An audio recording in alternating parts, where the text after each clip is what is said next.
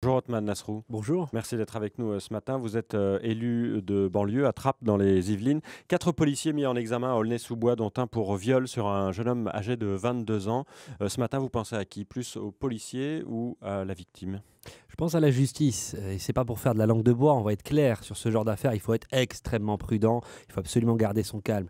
Si les faits sont avérés, c'est évidemment extrêmement choquant et tout à fait inacceptable. Il faut laisser l'enquête se faire, il y a 4 mis en examen, ils ne sont pas encore coupables. Moi, je pense à la fois à tous les policiers qui font leur travail très honnêtement dans des conditions difficiles en banlieue, et puis bien sûr, si ces faits sont avérés, ces policiers-là doivent être sanctionnés, mais ce n'est pas à moi de le dire, c'est à la justice, donc il faut vraiment éviter tous les commentaires excessifs et laisser la justice faire son travail et espérer qu'elle le fasse rapidement dans ce genre d'affaires pour que la sérénité puisse revenir. Vous parlez de commentaires excessifs. Est-ce que vous pensez que Bruno Béchiza, le maire d'Aulnay, qui a dit sur Facebook qu'il ne comprenait pas la requalification des faits en violence volontaire en réunion par la justice, est-ce que vous pensez qu'il a des propos excessifs, qu'il est, comme le dit Daniel Goldberg, le député PS de Seine-Saint-Denis, l'incendiaire dans cette affaire? Non, Bruno Béchiza est un excellent maire qui connaît très bien son territoire, qui est d'ailleurs un ancien policier. Et donc là, on voit bien qu'il n'a pas de parti pris, au contraire, mais qu'il essaye dans sa commune de s'assurer que le calme Vous soit ne trouvez là, pas qu'il n'y ait qu'il a des pas. propos quand même qui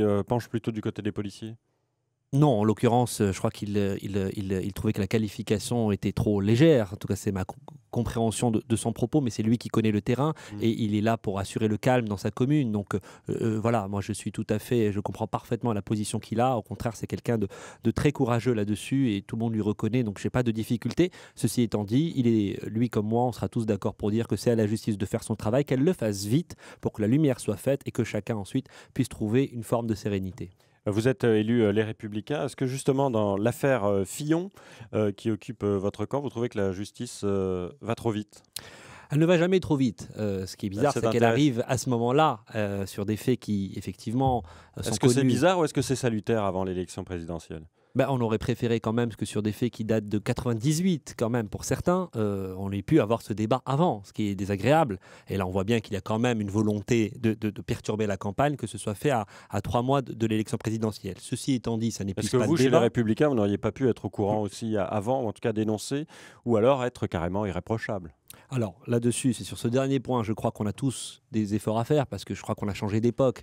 Et ce qui était acceptable ou ne posait pas de débat hier, aujourd'hui n'est pas compréhensible par les gens. Au Parlement européen, par exemple, les recrutements familiaux ont été interdits. C'est le cas à la région. C'est ce qu'a souhaité Valérie Pécresse. On a une charte éthique où les recrutements familiaux sont tout simplement interdits pour qu'il n'y ait pas de soupçon, pour que la question de la fictivité ou non ne se pose pas, tout simplement. Et donc, je crois que là, c'est de bonnes pratiques qui sont en train de s'installer. Il faut les amplifier. Ceci étant dit, aujourd'hui, il n'y a pas de réalité judiciaire à ce qui est reproché à François Fillon. Il a la légitimité des urnes, il est le candidat. Voilà, moi je souhaite effectivement que la justice puisse se prononcer très rapidement là Ouais. aussi, mais j'aurais préféré que tout ce débat-là soit soldé bien avant, s'il y avait un soupçon, que ce soit au niveau de Bercy ou de l'Assemblée nationale, puisque tout était sur le papier, tout se savait. S'il y avait un soupçon, il aurait fallu que le débat ait pu être tiré judiciairement parlant il y a déjà certainement plusieurs années. Mais Othman Nasrou, Benoît Hamon a été investi par le PS ce week-end. Marine Le Pen s'est exprimée, Jean-Luc Mélenchon. Ils ont tenu leur meeting, Emmanuel Macron aussi. Vous, à droite, vous êtes dans cette affaire. Vous qui êtes un jeune élu de 29 ans, vous dites quoi? Stop, ça suffit, on change tout, on change les logiciels, on change les personnes. Pardon, les personnes.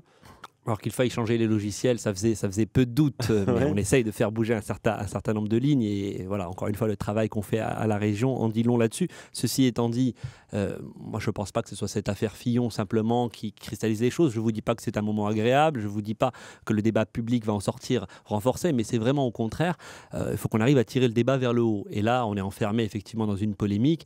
Il faut que la justice se prononce très rapidement pour que les choses soient dites et qu'on puisse revenir sur le fond, parce que on avait quand même un candidat qui a un projet extrêmement solide, qui était Mm. reconnu par tous comme étant vraiment sur le fond, qui est le seul à avoir fait un travail sérieux. Et je regrette malheureusement j'ai l'impression que tout le monde a oublié cette réalité-là. Donc vivement qu'on y Mais vous avez revienne. envie de quoi là par rapport à François Fillon? Qu'il lâche tout de suite, qu'il arrête, qu'il Non, moi, fasse quoi? je vais le dire honnêtement, je continue de croire en sa probité personnelle. Mm. Mais ça, c'est un jugement personnel. La réalité, c'est que ce n'est ni à moi, ni Ouais. à personne de le dire. Il ne faut pas que le procès médiatique ait lieu avant que la justice ne se prononce. Il faut que la justice dise clairement ce qu'il en est et qu'ensuite, s'il est lavé de tout soupçon, ce que j'espère et ce que je crois, qu'on puisse revenir sur une campagne de fond et que toute cette polémique-là puisse s'arrêter, même si sur les pratiques de principe qui datent d'il y a 20 ans, encore une fois. Il faut qu'on les solde complètement et on est en train d'y arriver, je crois. Othman Nasrou, un mot de Benoît Hamon, puisque vous êtes son opposant en quelque sorte à Trappes dans les Yvelines. Vous le connaissez comme élu de terrain, vous en pensez quoi ?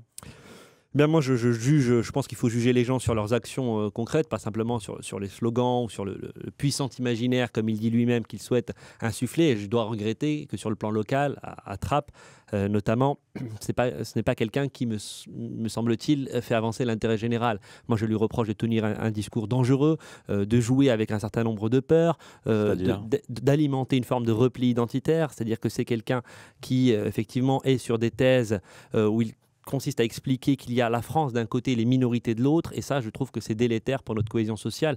Il faut qu'il s'adresse à tout le monde comme à des adultes et qu'on arrête de segmenter peut-être un petit peu l'offre politique, mais il y aurait beaucoup à dire sur ce sujet. Je crois que dans les prochaines semaines, on va pouvoir aussi discuter du fond de vous serez Benoît sorti Hamon. de vos affaires chez les Républicains. Vivement. Vous êtes vice-président du Conseil régional chargé de l'action internationale et du tourisme. Est-ce que vous avez des indicateurs sur les suites de l'incident du Louvre vendredi, c'est-à-dire cette attaque des militaires? C'est trop tôt pour le dire, évidemment, et on espère que ça n'aura pas de conséquences négatives sur le tourisme, parce que quelque part, on savait qu'il y avait une menace terroriste en France. Ce n'est pas le cas uniquement en France. Il faut dire qu'aujourd'hui, il y a quand même peu d'endroits au monde où on est à l'abri du risque terroriste, si ce n'est d'ailleurs aucun.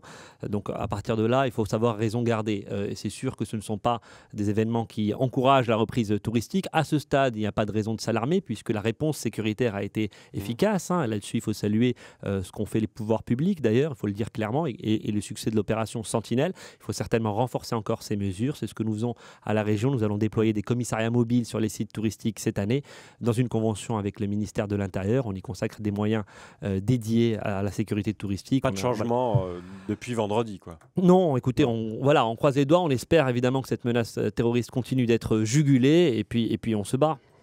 Merci beaucoup, Othman Nasrou, d'être venu ce matin. Je rappelle que vous êtes vice-président Les Républicains du Conseil régional chargé de l'action internationale et du tourisme. Interview à retrouver en vidéo sur francebleu.fr.